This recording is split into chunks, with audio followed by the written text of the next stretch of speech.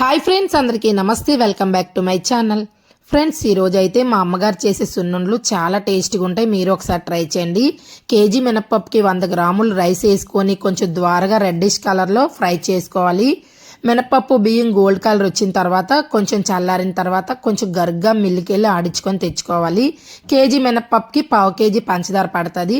400 గ్రాముల నెయ్యి పడుతుంది. పంచదార కూడా కొంచెం మిక్సీ చేసుకొని ఈ పౌడర్లు వేసుకొని బాగా కలుపుకోవాలండి. నెయ్యి గోరువెచ్చగా ఉన్నప్పుడే వేసుకొని బాగా ఉండలు లేకుండా బాగా కలుపుకోవాలి.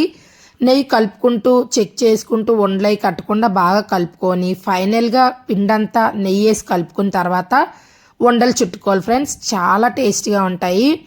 రెడీ అయిపోయి చూడండి సున్నుండ్లు. మీరు ఒకసారి ట్రై చేయండి. ఎలా వచ్చిందో కామెంట్ సెక్షన్లో చెప్పండి. నా వీడియో కనుక మీకు నచ్చినట్లయితే నా ఛానల్ లైక్ చేయండి, షేర్ చేయండి, సబ్స్క్రైబ్ చేసుకోండి. మరిన్ని మంచి మంచి వీడియోలు అప్లోడ్ చేస్తాను. Thank you for watching.